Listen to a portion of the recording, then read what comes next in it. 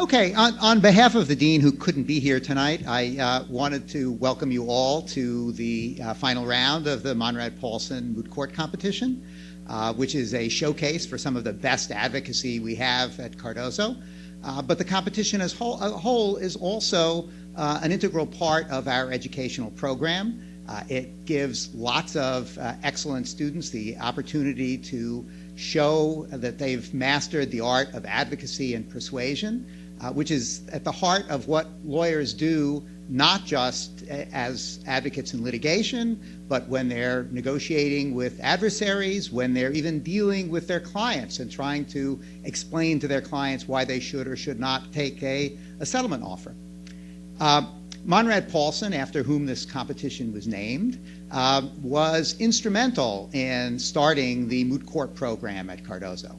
I was fortunate enough to know Monrad. In fact, Monrad used his skills of persuasion to get me to come to Cardozo in the early days of the institution's history, something for which I'm grateful. But he really did understand that persuasion was at the heart of what a lawyer does. And he was a towering figure, someone who was an extraordinarily charismatic person who understood how important the moot court program was in Cardozo's development. And I think he'd be really proud today to see both how Cardozo has developed and how the moot court program has progressed. So it's really naming this competition after him. It was a fitting tribute to Dean Paulsen. And with that, I'd just like to turn it over to Ben.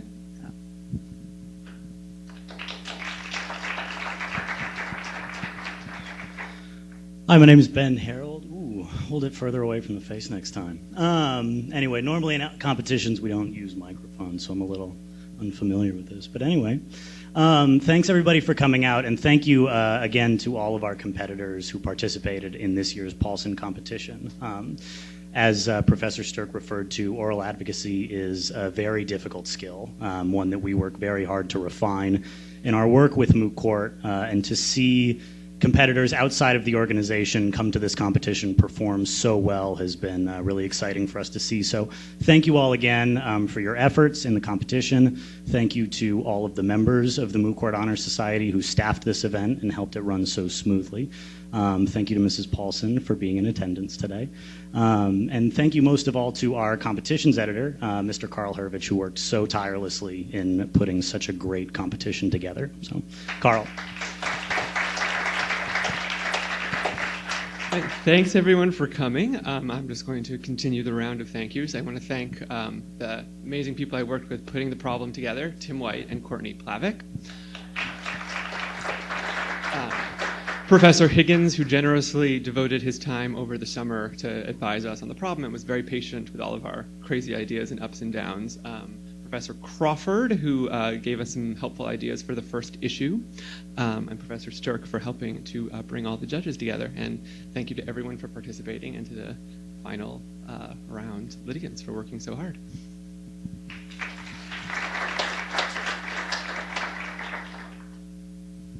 Let me just say a word about the three distinguished judges who are serving on the panel, and I know their bios are in your program, and I don't really need to repeat the bios that are in the program. One of the things that I do want to say, though, is that this panel of judges would have been unthinkable when Monrad Paulsen was the dean of Cardozo Law School. Why would it have been unthinkable? Because I think for the first time in the history of the Paulsens, all three judges happened to be women. And at the time Monrad came to Cardozo, the court on which Judge Schofield sits had had in its history a single woman sit on it. The court on which Judge Rivera sits had never had a woman on it. And the court on which Judge Hayden sits had never had a woman on it. And I like to think that Monrad and Cardozo played some role in changing that dynamic, because Cardozo, when it opened in 1976, was one of the first law schools to admit a class that was a majority of women. And although, as I note, our competitors today are all men, I think that all three judges are a tribute to the dynamic that I think has developed at Cardozo and elsewhere. But again, I will leave you to reading their bios in the programs rather than restating them now. But we're very fortunate to have all three of them.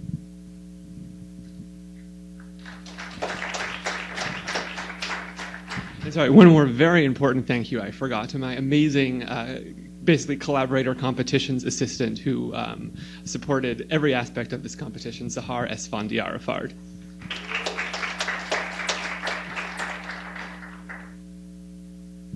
And now, for everybody's listening pleasure, a dramatic recitation of the facts of the Paulsen competition.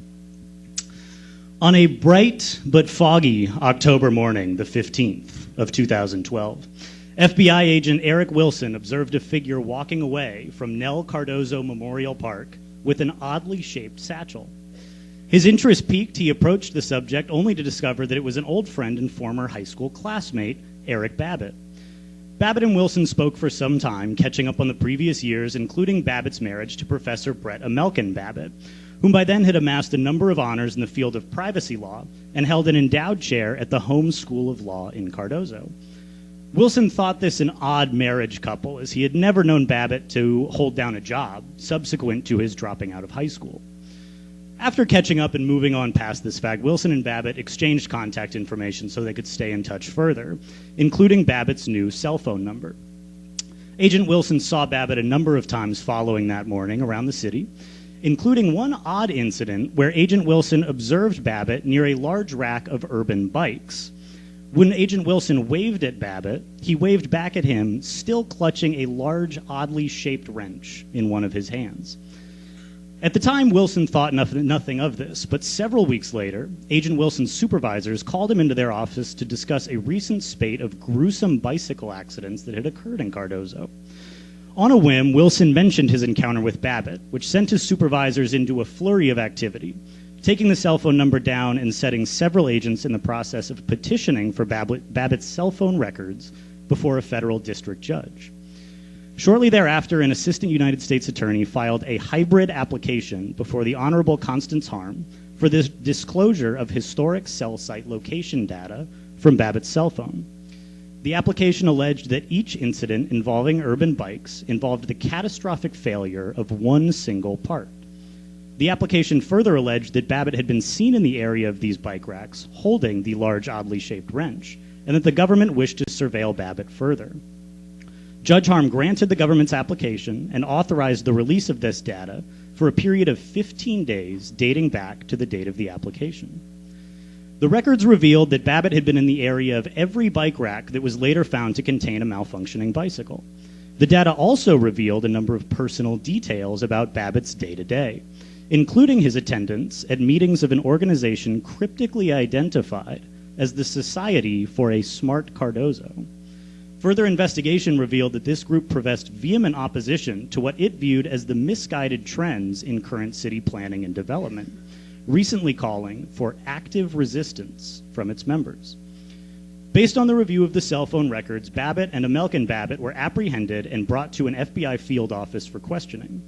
Before the Miranda warning had been read to Babbitt, Agent Wilson entered the room to question him, and the exchange noted on page 2 of your programs ensued. Agent Wilson proceeded as though Babbitt had said nothing. He convinced him that having a lawyer present was a bad idea, Mirandized him, and the two went on to discuss events of the previous 2 weeks. During this time, Babbitt confessed to his role as the bicycle saboteur. Babbitt and Amelkin Babbitt were separately indicted and arraigned in federal district court on the charges stemming from this offense. Prior to trial, Babbitt moved to suppress all historic cell site location data and all evidence of his location and activities gathered from that data, as this was gathered in violation of his Fourth Amendment rights. Babbitt also moved to suppress his confession, arguing that it was obtained in violation of his Fifth Amendment rights. The district court denied these motions, and Babbitt was found guilty on all counts at trial. He appealed to the 13th Circuit, which reversed the district court on both questions. The Supreme Court granted cert on the following 2 questions, which we will take under consideration today. Number 1, whether the historic cell site location data generated by the suspect's cell phone is protected by the Fourth Amendment. And number 2, whether a confession is obtained in contravention of the Fifth Amendment where the suspect requests counsel before he is Mirandized. So without further ado,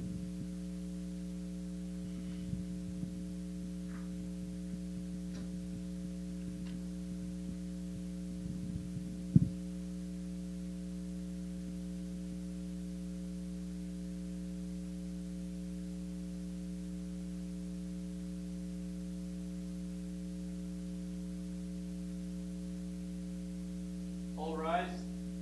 Oyez, oyez, oyez. All persons having business before the Honorable, the Supreme Court of the United States are admonished to draw near and give their attention to the court now sitting. God save the United States and this honorable court. May be seated. The case before this court is the United States of America versus Eric Babbitt. Petitioner 1, you have reserved 2 minutes. For the rebuttal, petitioner 2, you have reserved 1. I think you have my papers and my pen. Sorry. The court is coming to order.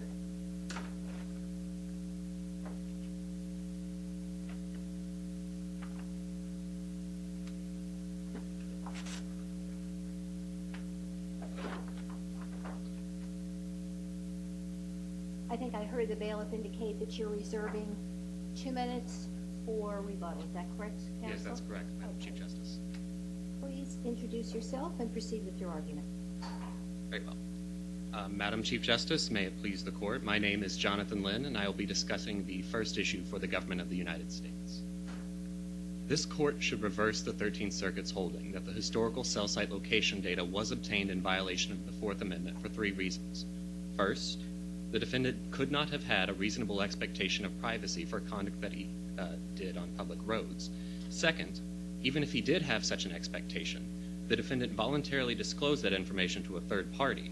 And then third and finally, the current protections embodied in the Stored Communications Act are already sufficient to protect this sort of information. So, counsel, the third party that you're referring to is the cell company, the cell phone company? That's correct, Your Honor. So, when you say they voluntarily disclosed it, you don't mean that they've actually signed off in their contract that they've disclosed it, or do you mean that there's a contractual agreement between the two of them for disclosure? Well, the record doesn't speak to whether or not there's an actual contractual disclosure obligation between the two parties. However, the fact is that the record does reveal that the information was transmitted from Mr. Babbitt's phone to the cell phone provider. But under your argument, how would you ever really use the phone? I mean, if you wanted privacy, you've got to turn off the phone all the time until you actually use it to make a call. So how would you ever really use this phone to receive a call if you're constantly turning it off to protect your privacy? Well, it's our submission that the disclosure here only really happened while Mr. Babbitt was on public roads. The government is perfectly willing to concede that any of the information that we obtained through our hybrid application while he was in his home or in another private location would not be admissible. But isn't that when you'd most want to use the phone? That is to say, on a public street when you don't have access to a payphone anymore or any other way to communicate, or you're waiting for the call? That is perhaps when the defendants would most like to use their phones. However, that is an unfortunate side effect of modern life. This court has, in the past, not been unwilling to decline to extend expectations of privacy, despite the fact that certain conveniences are necessities in modern life. I'm speaking, of course, of automobiles. Automobiles play an even larger. Counsel, let's try a hypothetical just to see where you would draw the line. What about the internet? Are you saying that every person who uses the internet gives up the right to privacy as to their internet services? To a certain degree, yes. Information that is disclosed, of course, to the internet service provider would not have a reasonable expectation of privacy. Well, let's just assume that it's on somebody's server somewhere. So you're saying that if you use the internet, that all of your searches and all of the content of what you're looking at, you've given up your right to privacy. It is our submission that, yes, that is the case. Not only is it the fact that they've disclosed that information, but It's our submission that in the modern era, there is no reasonable person that can expect that this information truly is private anymore. Well, so let's just take this to an extreme. Let's assume that every digital action leaves a digital footprint somewhere. Are you saying that there essentially is no right to privacy for anyone as long as we're interacting in the digital world? It's not that there's no right of privacy. It's that the expectation of privacy is reduced if it's existent at all in these situations with electronic communications. But you're saying that if I have a cell phone, I have, as it were, repudiated my expectation of privacy as to where I am at any given time, unless I turn my cell phone off. That's the given. Is that it? Not necessarily. The point is merely that using the cell phone in this manner. Using meaning leaving it on. Correct. Leaving your phone turned on is a disclosure of the data itself, and it's our contention that while that can be viewed as as an unreasonable request, it's our position that given the public knowledge of what the government is capable of doing these days, it's certainly within the public mind, the zeitgeist, if you will, that the government is able to track phones, and this should come as no surprise to anyone. What if someone turns off their location services on their phone so that they're doing something affirmatively on their phone to say, I want to block where I am? I gather that as a matter of technology, the signal, if the phone is on, is still going to the cell tower. So what do you do in that situation where someone has expressly said, I want to block this? Well, Your Honor, if somebody was in that situation, the government would recommend that they simply look into purchasing a phone that does not involve cellular towers in the manner such as is at issue here. Certainly older phones, those that do not use the same system as modern smartphones, would not reveal as much information for a defendant. So if somebody was truly concerned about protecting that information, there are alternative ways to do that. Counsel, can we go into exactly what you did in order to obtain the historical cell site location data?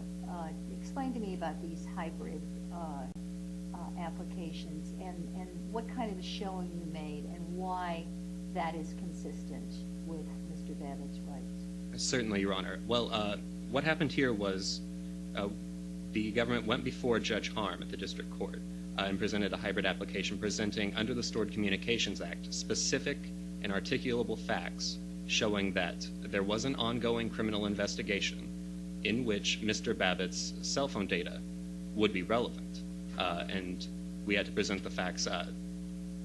We had to present the facts that were available to us at the time. For what? Well, one of the facts was that Mr. He had a wrench in his hand? That is one of the facts. Agent Wilson described both his initial encounter where he saw Mr. Babbitt at Nell Cardozo Memorial Park. That's written down in the record for you at page 2, where he observed Mr. Babbitt with an unusual bag. Now, this encounter didn't stay in Agent Wilson's mind for long because, of course, they were catching up. But subsequently, in the weeks that followed, Agent Wilson did encounter Mr. Babbitt throughout the streets of Cardozo quite often and would observe him near urban bike racks. And in one of these encounters, on page 3 in the record, as you mentioned, there was a large and unusually shaped wrench that Mr. Babbitt waved to Agent Wilson with. And those are the facts disclosed in the record that were presented. Okay, and that's what Judge Harm was presented with. And what was requested from Judge Harm? The record doesn't... He authorized what? The Judge Harm authorized 15 days of historical cell site location data to be released from Mr. Babbitt's cell phone provider to the government. Okay. And that, you find, on that read hangs the ability to find out every place that that phone, i.e. his phone, was, and use that as the basis for further investigation, correct?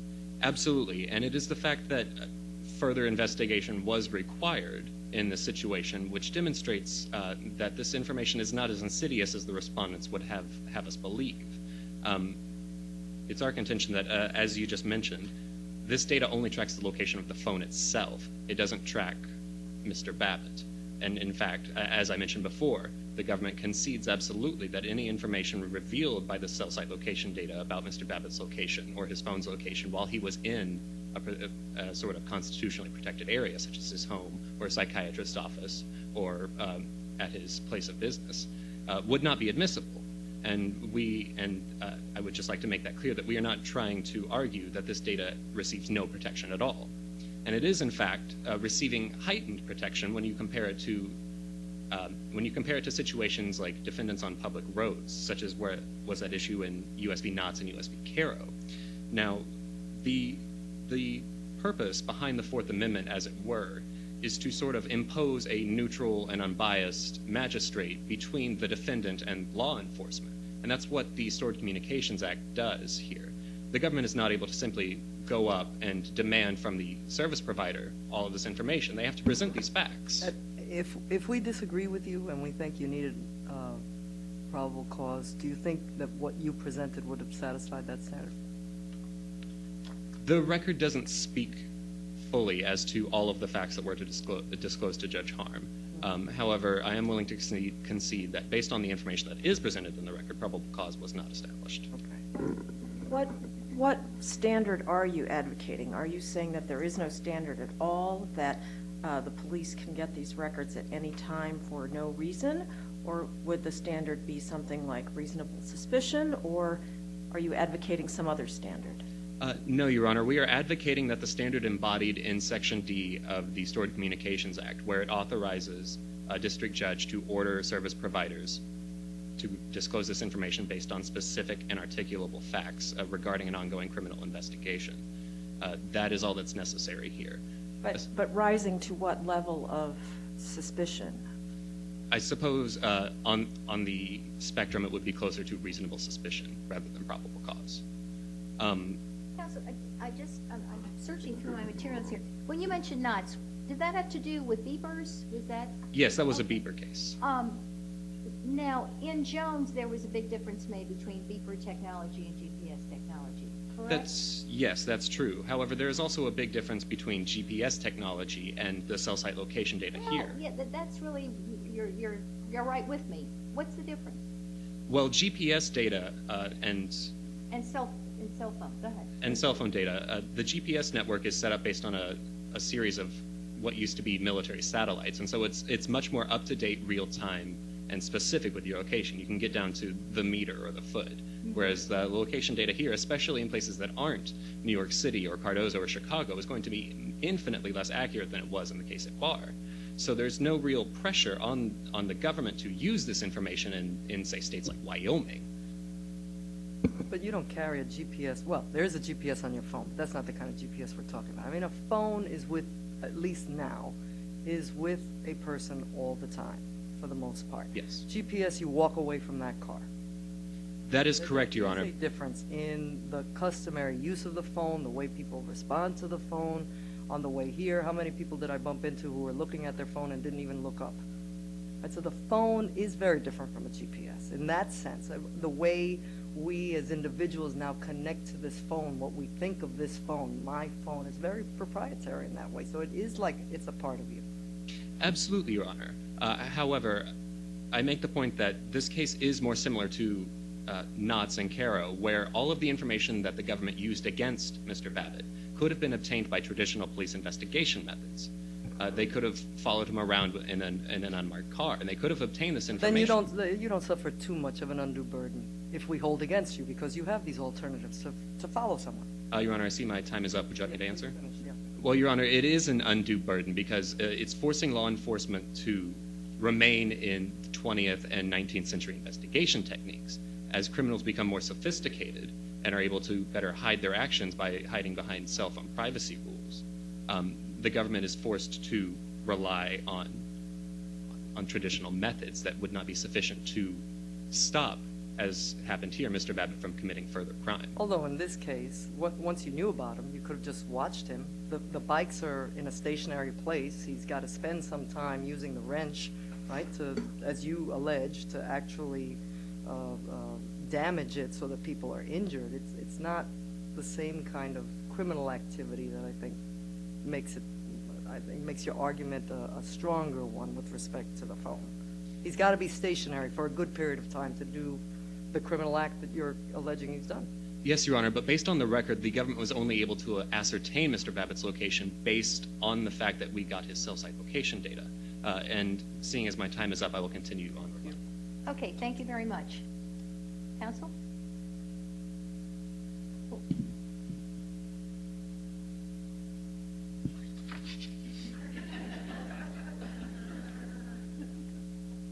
It would make more sense the other way, but we're stuck with what we got, right?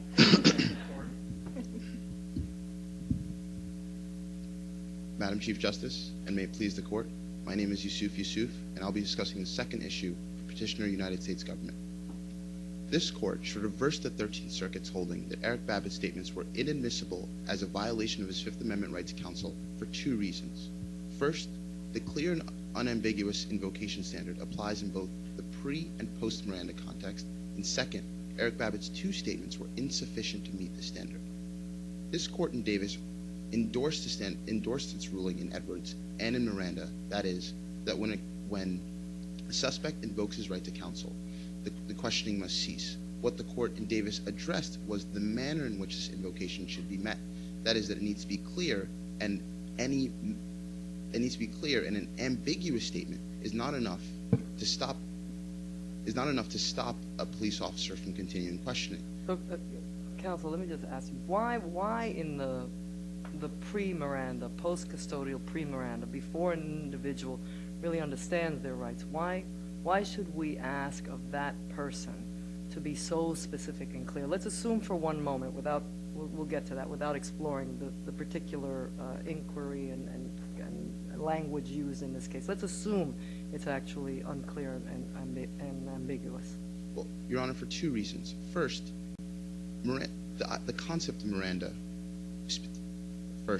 this speaks to the core of Miranda. That is that Miranda in this time, in this day and age, is within the zeitgeist. It's within everyone's consciousness. But more importantly, it speaks to the core of Miranda in the sense that it's a balancing of both the pressurized nature of an interrogation from a suspect's perspective and the need for law enforcement to conduct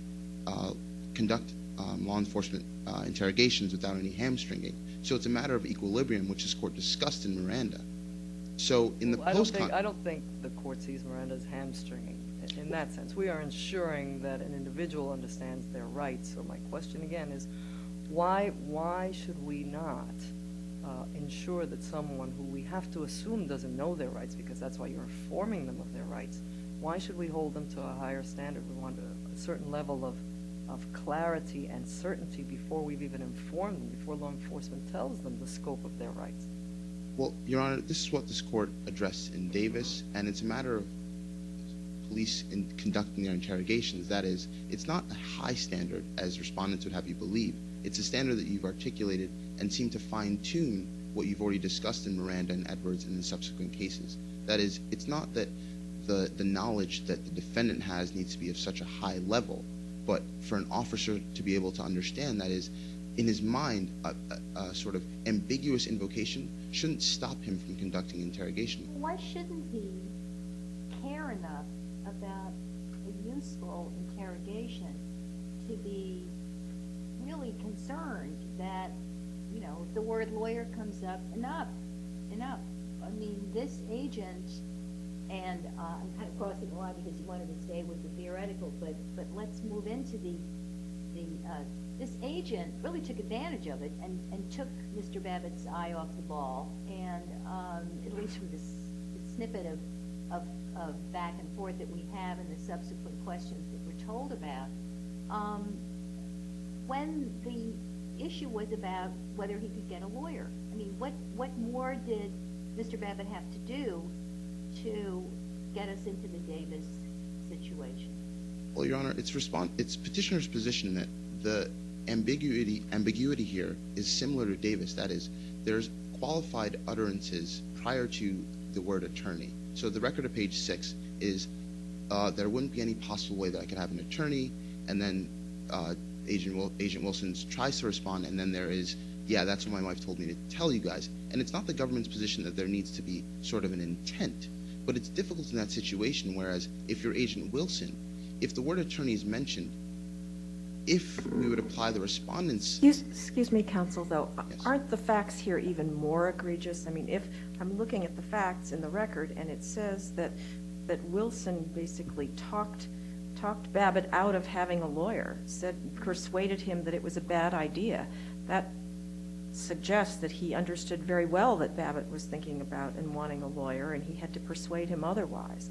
Well, Your Honor, apologies. No. Your Honor, at the record of page 6, we were given the dialogue between them. And the record of page 7, it's just a conclusory statement. And while the petitioner is not challenging the record, it's difficult to ascertain what Agent Wilson is trying to convey here. What this court spoke to in Davis is not telling law enforcement agents that they need to ask clarifying questions, but it's good police practice. And it's the government position that is what Agent Wilson did here, to see if it was an ambiguous invocation of counsel or if it was actual invocation of counsel to follow up.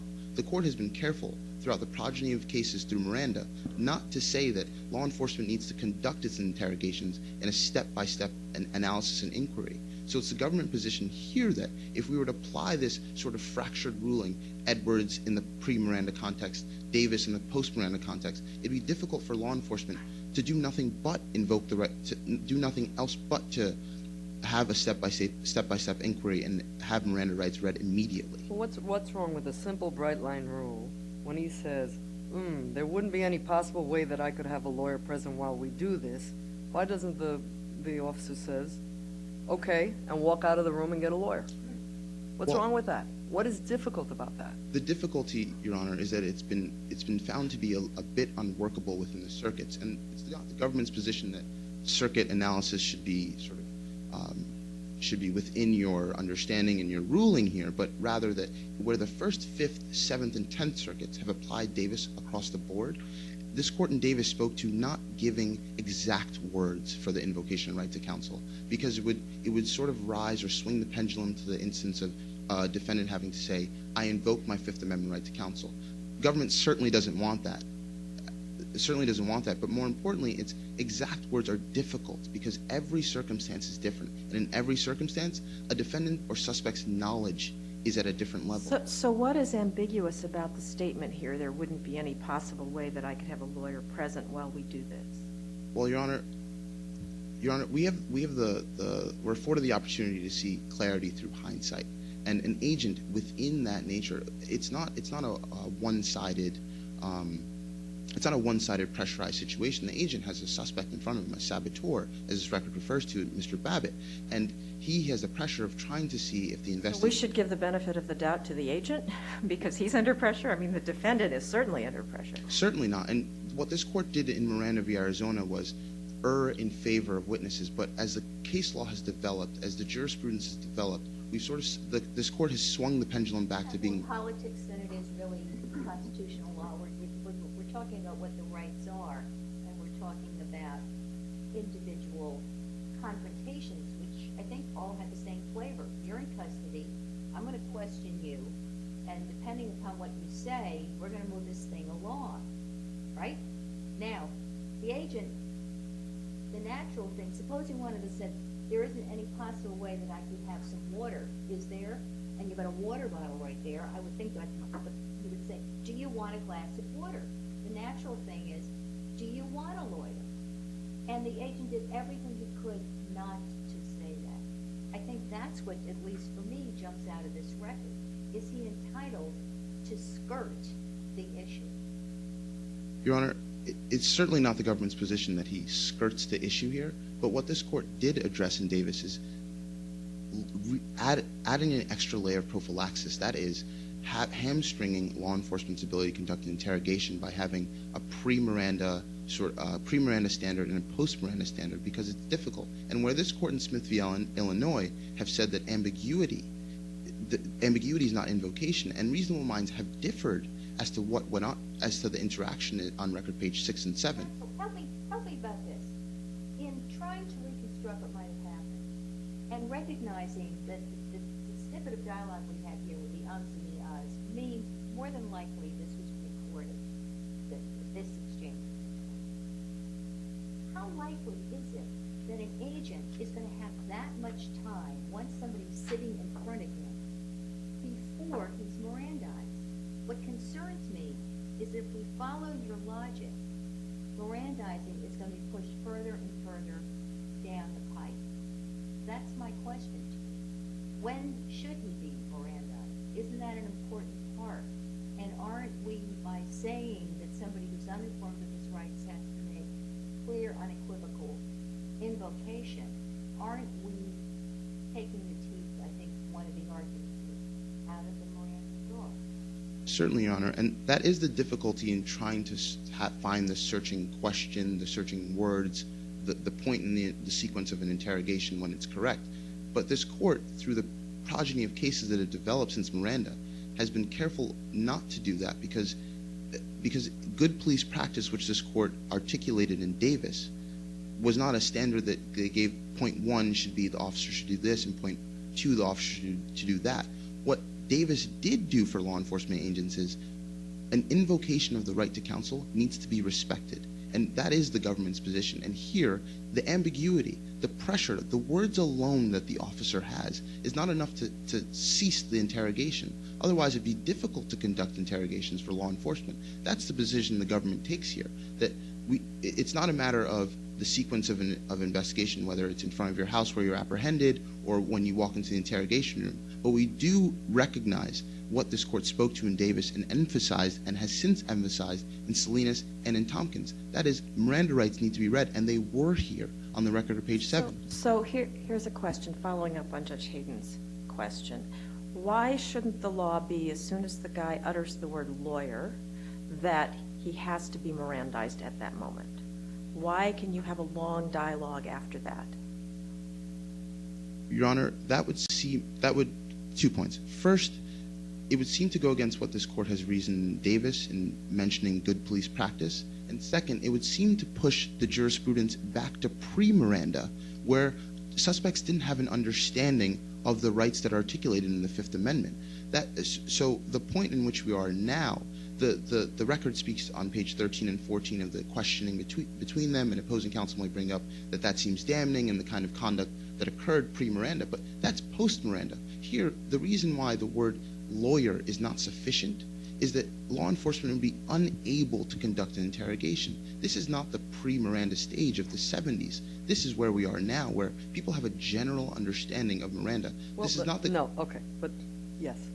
But he doesn't say only one word, lawyer. He says there wouldn't be any possible way that I could have a lawyer present while we do this.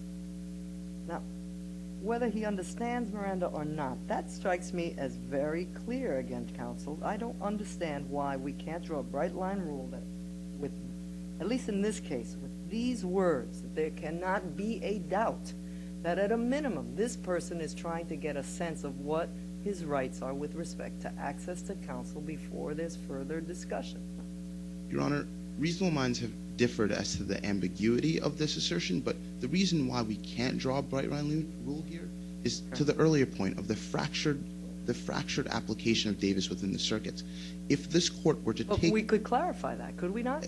Yes, Your Honor. In fact, you can clarify, but here the difficulty is here the fact that what this seems like a small exception or a clarification would go against, Your Honor, I see that my time is finished, would go against what this court has subsequently articulated in Tompkins. That means that even in a situation of silence, there needs to be an invocation to counsel, and even in a situation where there's ambiguity, this court would be reaffirming what it said in Smith, what is subsequently written in Davis, and in Tompkins and Salinas. Thank you. Hard issue. Thank you. Now we'll hear from the respondent. Gotta live up to it now. That's right. Madam Chief Justice, and may it please the court, my name is Kyle Dugan, and I'll be arguing issue 1 for the respondent, Mr. Eric Babbitt. Your Honors, this court should affirm the 13th Circuit's determination that Mr. Babbitt's historical cell site location data was subject to Fourth Amendment protections for 2 reasons. Firstly, that Mr. Babbitt did not knowingly disclose his data to a third party, and secondly, that Mr. Babbitt's expectation of privacy with regard to his historical cell site location data was reasonable. As to my first point, this court essentially established the third-party disclosure doctrine in U.S. v. Miller in 1967. That case could not have anticipated the scope which that doctrine would come to encompass now. We are now asking to extend that doctrine, which was founded on checking and savings transactions to passively generated cell site location data. But it's certainly, as counsel for the government has made clear, it's not unduly burdensome for your client. They just have to turn off the phone. What is so difficult about doing that? Certainly your client has a heightened sense of privacy. Well, Your Honor, I would argue that Mr. Babbitt may not have had a heightened sense of privacy in regard to his cell phone specifically. The group was specifically oriented towards reducing the use of bikes, the increased use of bikes in Cardozo, and that was what they were focused on. Mr. Babbitt, certainly, if he had such an expectation of privacy with regard to his phone, it would not make much sense for him to be carrying it around if he was doing these alleged acts. So in that regard, I disagree that Mr. Babbitt knew about the potential privacy implications of his cell phone. And there is just simply put no affirmative act of disclosure here.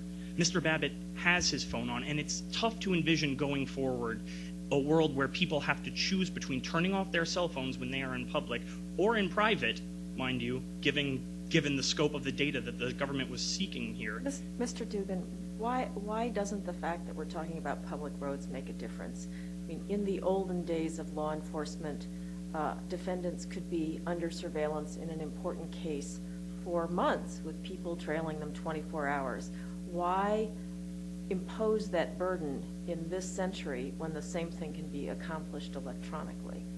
Well, Your Honor, if the government was simply allowed to always go before a magistrate judge under the SCA and seek this data under such an application, why would they ever do anything else? There's a lower level of showing, and there's no remedy for a defendant in this situation. But to conduct surveillance, you don't need to make any showing. You can follow somebody around to your heart's content. So why impose this burden?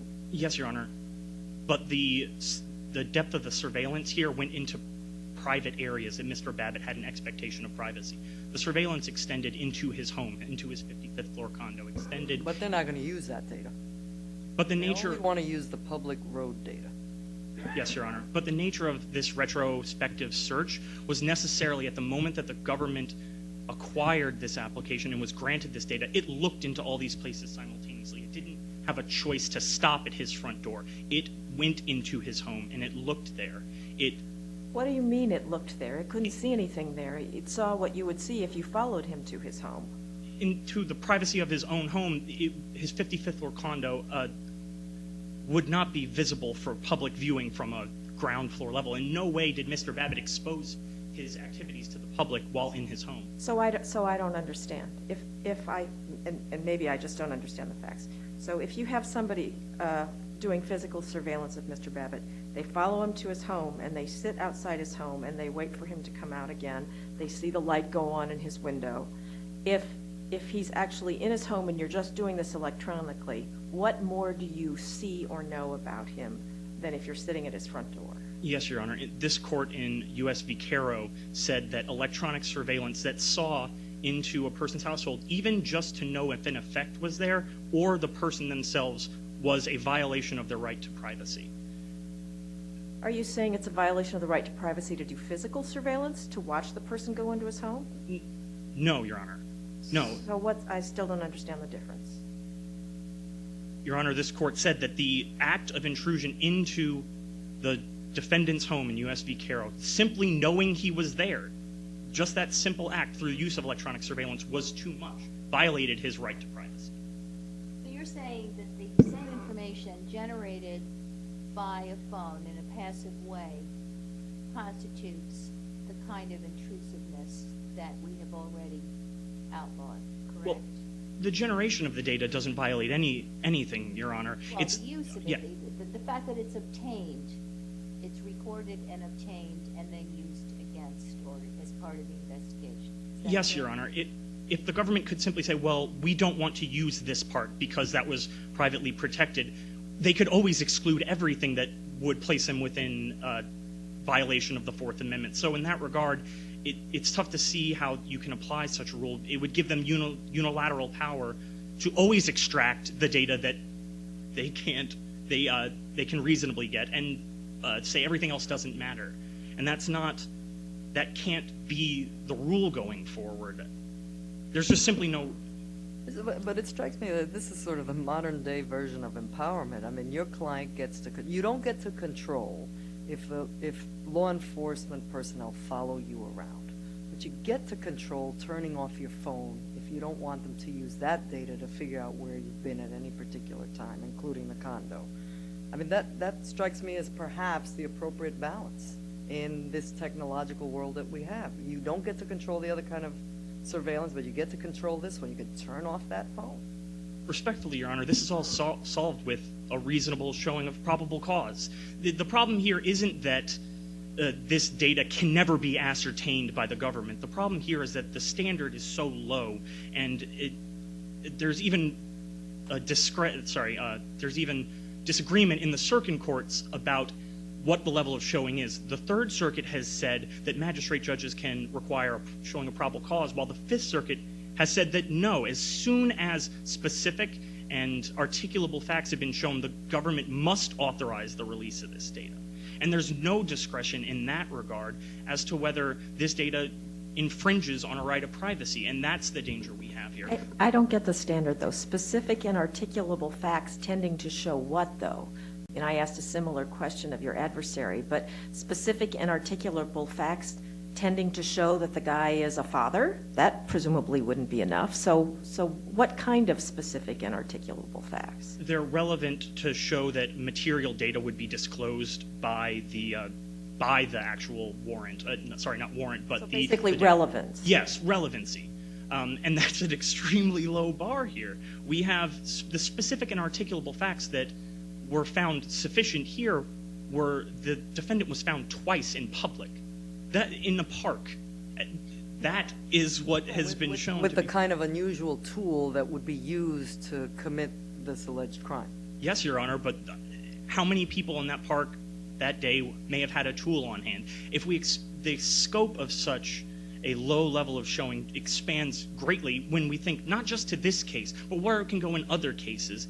Specifically, yes, bike racks are at issue here, but how broadly can that be expanded if all you need is one location and a asset to prove specific and articulable? It's just an extremely low showing that impinge. So what do you want? What do you want us to do? You want us to say, government, you need probable cause before you can obtain historical cell site location data? No, Your Honor. Firstly, if this court were to, I would urge this court to say that the third-party disclosure doctrine does not apply to historical cell site location data of this nature, where it is passively generated every 7 seconds. And if this court wishes to say that historical cell site location data when the person actually transacts a phone call, which would be similar to a Smith v. Maryland interpretation, where once the person makes a phone call, that is a knowing transmission, that would absolutely be endorsed. I believe that makes the most sense here, but to say that the passive generation of data is such that you give up all right to it, that seems to strike too far. And that's where I would narrow the rule to, that passively generated data in that manner is subject to Fourth Amendment protections. And how would they be exercised?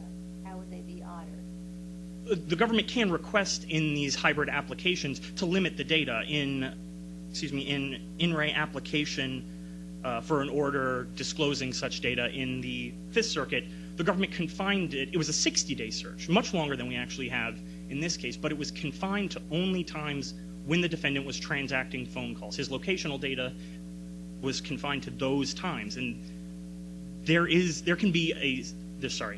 a much lower level of expectation of privacy when you know that you are actually sending your data somewhere, when you're actually making a phone call. But with this kind of criminal activity, the likelihood of making the call while you're doing the crime is pretty low. Is that not true?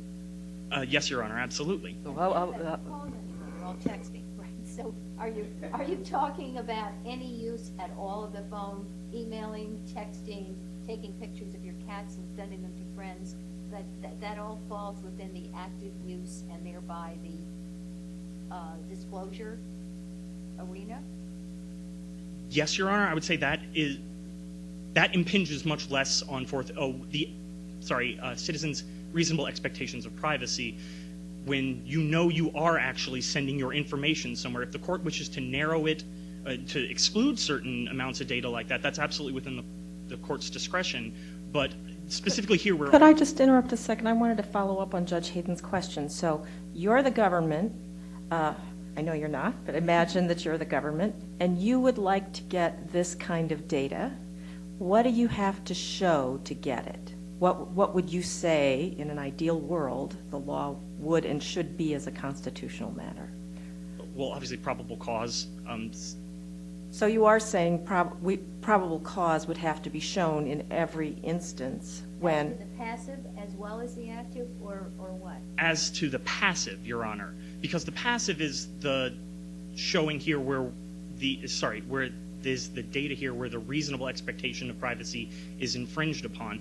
People don't reasonably expect to have their location logged every 7 seconds while anywhere. In just the time I will be standing up here, Your Honors, anybody in this room with a cell phone will have had their location data recorded over 100 times. That's the type of invasive search, the invasive search that results when this type of data is acquired by the government. And yes, that level of data needs to be protected with probable cause. Specific and articulable facts can reasonably be applied to more active data, such as transacting phone calls in public and text messaging. And this rule will obviously have to evolve. We live in an evolving world. And this court has said before in U.S. v. Kelo that with the way that technology is advancing, you can't prescribe a rule for just now, and that you're going to have to try to see where the technology is going. But that's where this rule needs to be made. It needs to be made understanding where privacy concerns are going to expand to in the future. And for right now, I think that the passive disclosure of data cannot be... Can you envision a day when we all understand that the passive certainly everybody in this room now understands that the passive disclosure of data can be recorded.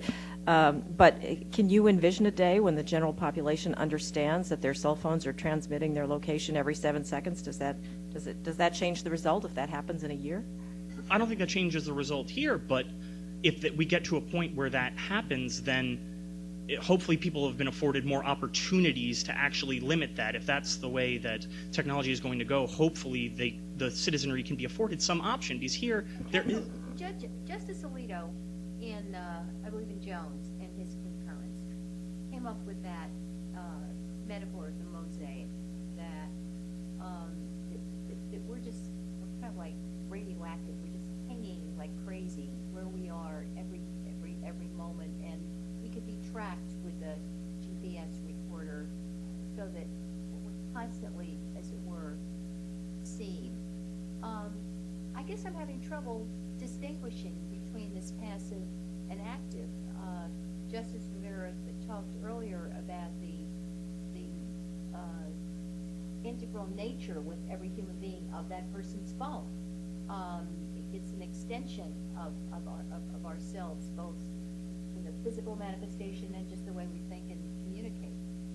Why are you bothering with the distinction? Why shouldn't there be an understanding that this unconscious, passive data recording about us right now should be protected, whether we're making phone calls or just sitting here? I see my time has run, Your Honor. May I finish the question? Obviously, the mosaic theory is at issue here.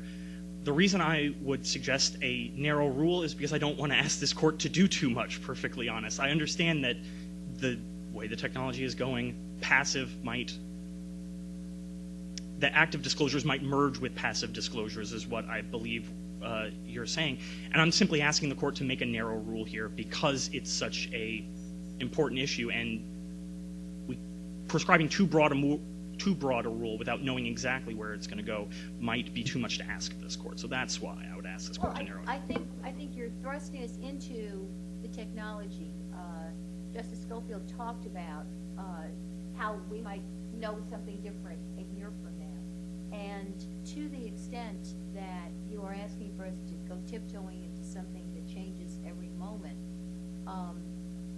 I'm a little bit concerned that this is not going to be much of a ruling, and you're going to be back again, probably telling us far enough, but that's, I guess, for another day. Thank you. Thank Can I you. just, before you sit down, so because I'm a little bit confused as to what strikes me as your request with this narrow rule to give greater protection to what you're calling the passive conduct, if you will, the passive data collection, I guess, which your client has complete control over. You just turn off the phone. Whereas the use of the phone, where you need to use the phone, where one that has no control in that sense, I've got to make this call, or I've got to send the text, that one you seem to be willing to expose to a lower threshold. And I don't understand why you are advocating for that rule. Yes, Your Honor. That's simply an application of Smith v. Maryland, and this court's determination that when somebody dials a phone number, they don't have a reasonable expectation of privacy in that phone number, and it's addressing information. And That, the data Smith versus Maryland? excuse me, 1966, I believe, Your Honor. So we should be caring about 1960s? They didn't know what a cell phone was. They did not, Your Honor. Thank Okay, you. thank you.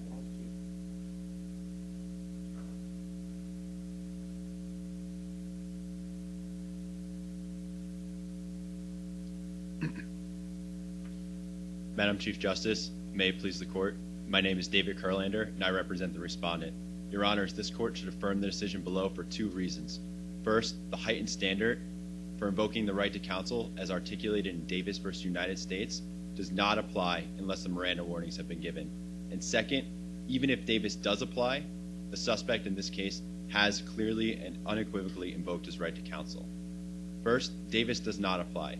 As the court as the Ninth Circuit in United States v. Rodriguez noted, the court in Davis was asking the question of whether further questioning was warranted after the unambiguous invocation of the right to counsel. Further questioning implies legal questioning following a Miranda warning and a waiver. Therefore, the holding and the situation that the Davis court was addressing simply does not apply in this case. And in addition, Your Honors, this court should not extend Davis to situations unless the Miranda warnings have been given.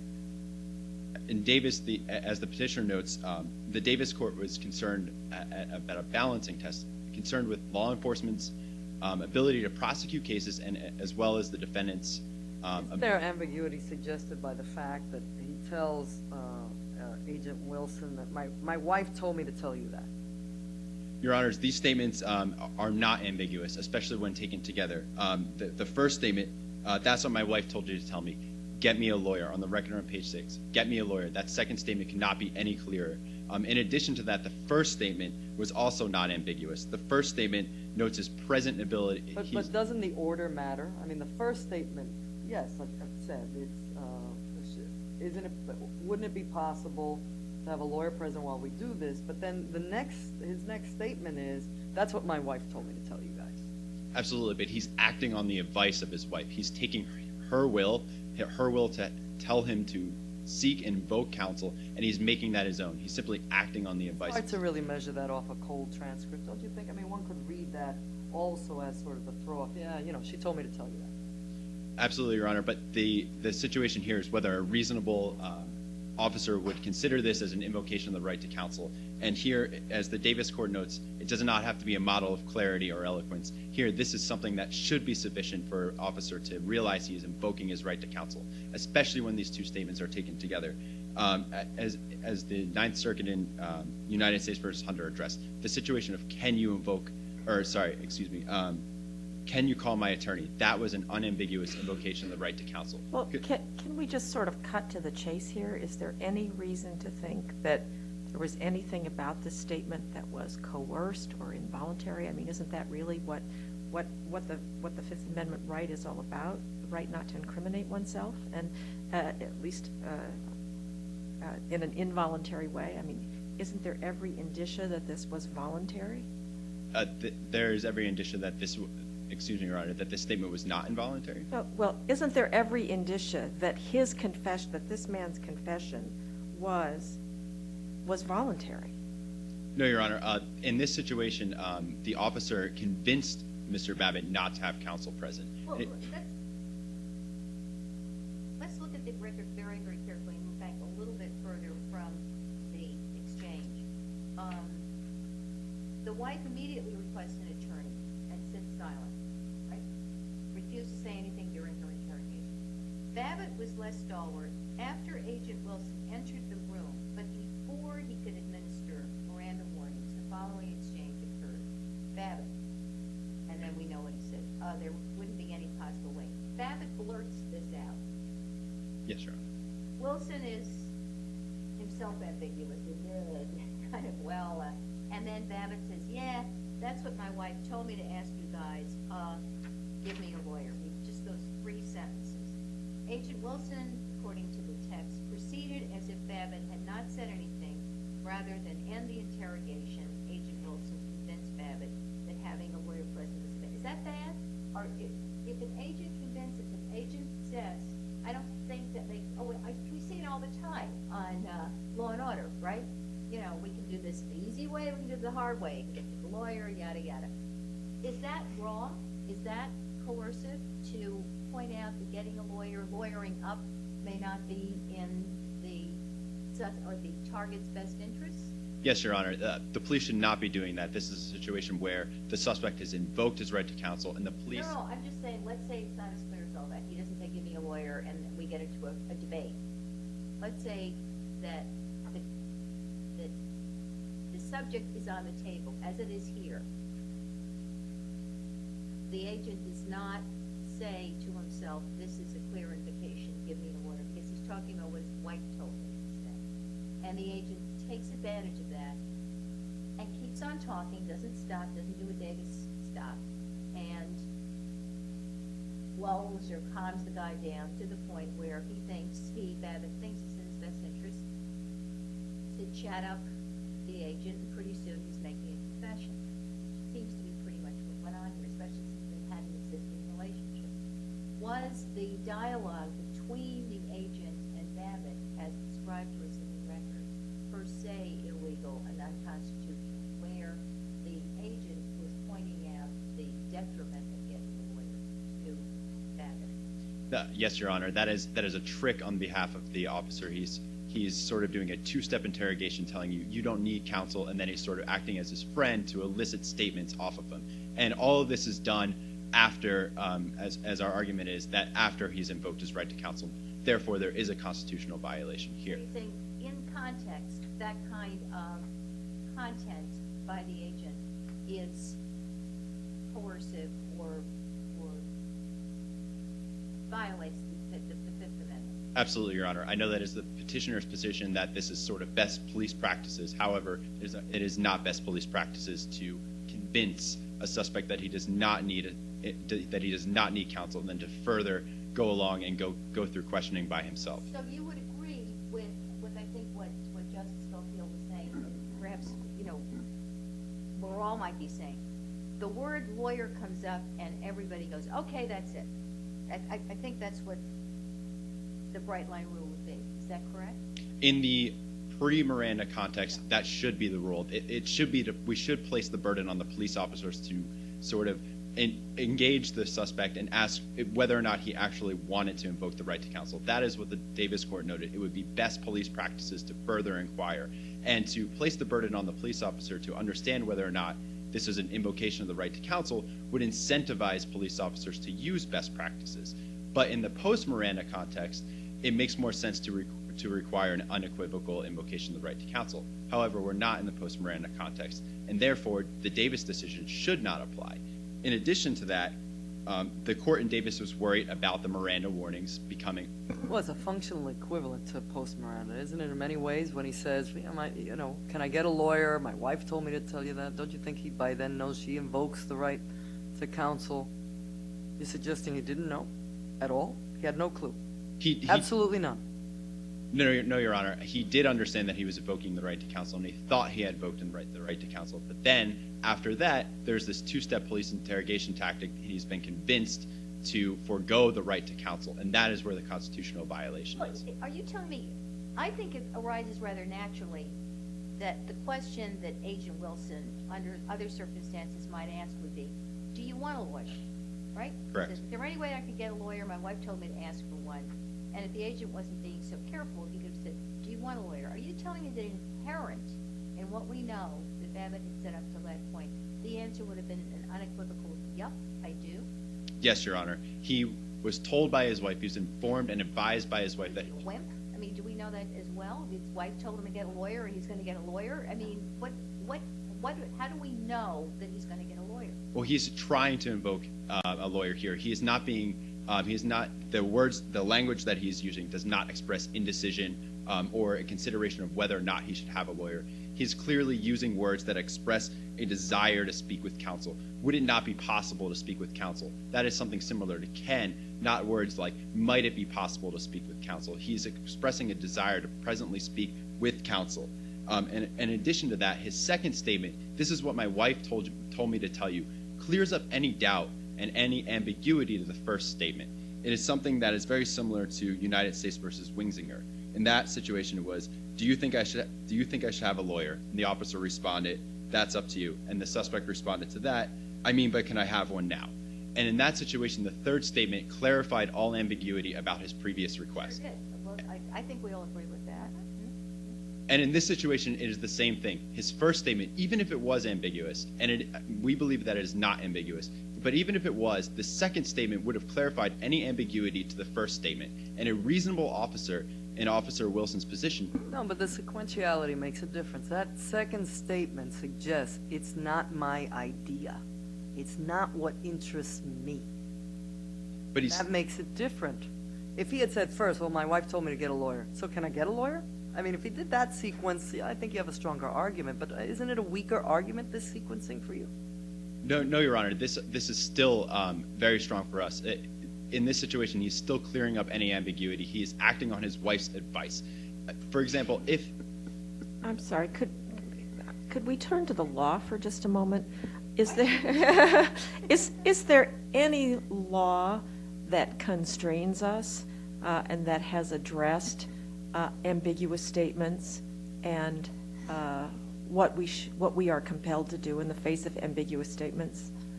And I understand we're in sort of a strange posture here because he's been arrested, he's being interrogated, and it's pre-Miranda. What law is there that constrains us? Well, in this, the court should be asking whether or not according to Davis, whether a reasonable officer would have construed the expression as a desire to speak with counsel in the present. And here, he has expressed that desire to speak with counsel in the present. And a reasonable officer would have seen this as an expression of the desire to speak with counsel. In other words, we would have been in the Davis cell, as it were.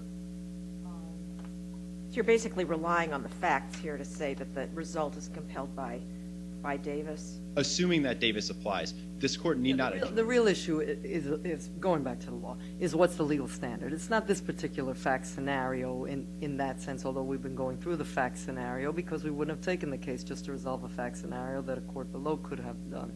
You want us to figure out what is the standard if we have not addressed this particular moment, if you will, that post-custody, pre-Miranda moment. Absolutely, Your Honor. And your rule seems to be, if he said the word lawyer, he gets a lawyer. Absolutely, Your Honor. Stop the interrogation, it's over. Absolutely, Your Honor. In the pre-Miranda context, as Edwards indicates, any sort of indicia of requesting a lawyer, the questioning must cease. And Davis heightens that standard, but only for the post-Miranda context. And that's noted, we can see that in the language, the court in Davis was asking the question of whether further questioning was permissible. Therefore, the holding expressly does not apply. And this court should not extend Davis for... Davis was considering the question of whether these Miranda procedural safeguards would turn into wholly irrational obstacles to police investigative activity. But in this situation, in a situation where he has not been informed of his Miranda rights, these procedures are not in danger of transforming into wholly irrational obstacles to investigative activity.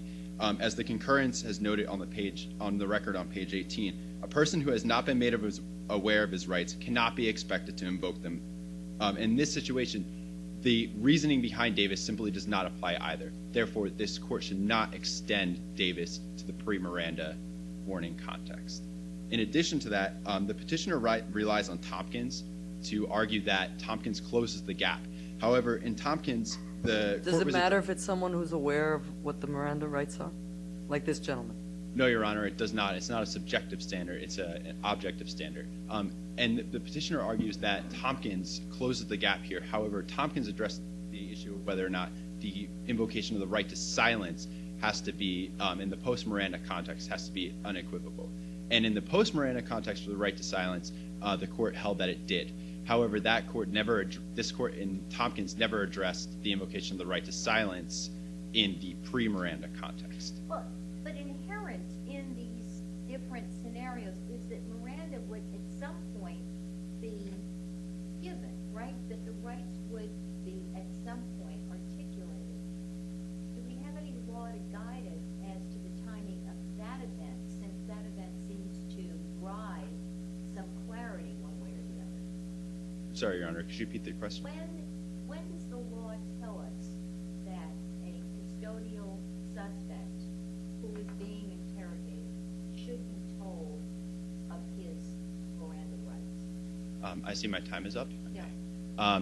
As soon as a suspect is in custody and he is beginning to be questioned, he should be Mirandized. And in this situation, he was in custody. On the record on page 6, he cannot leave the building. He was in an FBI office. Right. In addition to that, Officer Wilson is sitting down at the table with him, and they're having a conversation about specifically what happened in this case. And on the record on page 16, it appears that Officer Wilson engaged in a two-step interrogation tactic, and therefore he was in custody. He should have been read his Miranda rights, and the failure to do so is a violation of his constitutional rights. Okay, so I believe that you're saying the word lawyer basically says it all, but even if it didn't, there should not have been any real dialogue between these two people before the Miranda rights were given. Absolutely, Your Honor. Okay. Thank you very much. Rebuttal.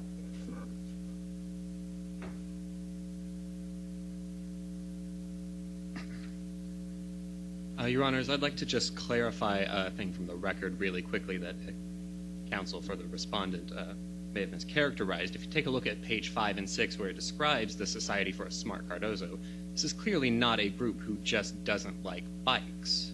This is a group who is calling for active resistance against the community that is putting its tax dollars in bikes. How does that affect the argument that was made?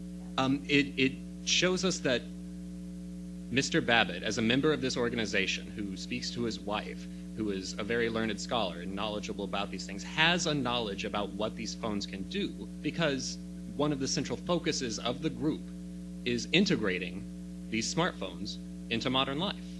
And so what this really flows into is that this distinction between active and passive disclosure is really one that doesn't exist at all, actually. If the court looks at California v. Serrallo, for instance, even the contents of your backyard are something that this court has held is disclosed to third parties if you fly above them. So this is certainly no active act when you're disclosing what's in your backyard. But even on top of that, even if this court were to take, as counsel says, the supposed narrow holding of eliminating the entire third-party disclosure doctrine, it still would be irrelevant because all of the conduct that the government is interested in here occurred on public roads. And this is, in reality, just the 2.0 version of the United States v. Caro.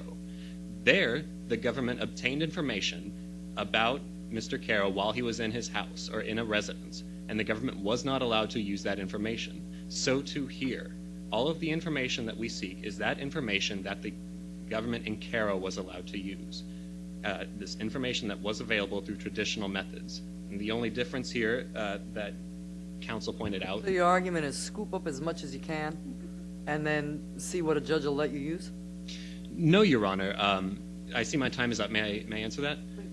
It's inherent in the nature of the disclosure. Because we're looking at the past, there isn't a real functional way to separate the data.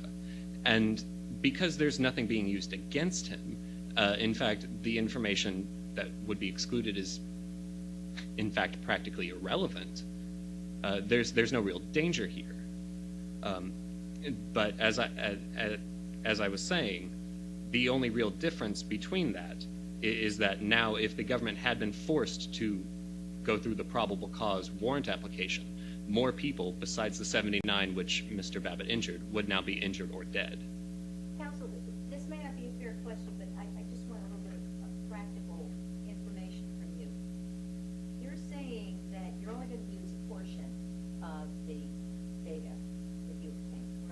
Correct. How would you present it to the court? How would you sanitize your information so that you would not be running afoul of workers? You mean at trial? Yeah. You would use merely the data showing where Mr. Babbitt was while he was in public at this specific time, and you would point out that this corroborates the testimonial, the confession that he provided. It corroborates the investigation that the government did with regard to his motive through the Society for a Smart Cardozo. And you're only using it as corroborative testimony because, as counsel's pointed out, all it does is show the location of his phone. So it's not any sort of real substantive testimony that gets to the heart of the issue. So there is, again, less room for government taint. Substantial evidence that puts him at the scene of the crime, if it were correct? Or Correct. right? All right, thank you. Thank you very much. We will retire to... Wait, one more. Whoops. One more rebuttal. I'm so sorry, you both have rebuttals. Oh, I apologize. I didn't realize you were supposed to do it. Thank you very much. May it please the court? Your Honor, Judge Schofield, just to speak to your point about what constrains us is Smith v. Illinois. That is, ambiguity should not be sufficient as an invocation. And counsel characterizes Tompkins, which is a situation of invocation, with the idea that this court clarified in Smith that invocation and waiver are two entirely different things. Thus, in the situation this court recently decided in Salinas, in that the Davis standard applies, it endorsed this standard within the context and realm of Miranda. And opposing counsel characterizes Tompkins as the difference between the invocation and the right to silence. What it is and what this court has spoken to is an invocation of the right to counsel, that this fine distinction isn't what this court should be concerned about. And further, there needs to be some sort of engaging dialogue between an officer and a witness. To have a step-by-step inquiry. He's not a witness. Well, not a apologies, he's not Your a Honor. witness. A suspect. To have that sort of constraint, that is, I see that my time is finished. That is that the second that you walk into the room, Miranda. If you say the word attorney Miranda. And what's wrong with that? This court spoke to in Miranda, has done so in Edwards and in Davis, that there shouldn't be this proverbial constraint on interrogation from a law enforcement perspective, that while the witness's rights are of utmost importance, while a suspect's rights are of utmost concern, this court has taken notice of the fact that law enforcement's interest is of importance as well. Thank you. I'm sorry, could I just ask one short little question? Yes. What I'm beginning to wonder after having heard all this is why we allow any questioning of people when they don't have lawyers. Because why would anybody who truly understood their right to a lawyer be waiving that right? Your Honor, I think that speaks to a question that's not at issue here. And while it is important to have counsel present, each situation is different. And this court's original sort of understanding of the Fifth Amendment and why you've developed these prophylactic rules is to address this concern. But having counsel present isn't in the interest of every citizen all the time. So, but that raises the issue of good police practices. I think you're telling us that you would disagree with the colloquy that I had with your learned adversary insofar as suggesting to a suspect that things might go better for him if he comes clean and doesn't lawyer up could be a way of establishing a dialogue and eliciting information that would in fact help to protect the public, solve crimes, etc. Correct? I think that's what you want. Yes? Yes, Your Honor, but I believe this court has addressed that concern of where an officer speaks to a suspect and convinces him that attorney's not necessary or that he should sort of confess and then read him his Miranda rights. That's a Siebert concern, and that is not of issue here. What in fact did occur here is there was a dialogue. There was this good police practice that was described in Davis to sort of clarify what is at issue, what is being asked, and there is ambiguity here. Reasonable minds have differed as to the ambiguity. I have a question for you. Do you believe that the recordation of the encounter, the videotaping of the encounter, which is something available just about everywhere, would advance the interests of both sides? Yes, Your Honor.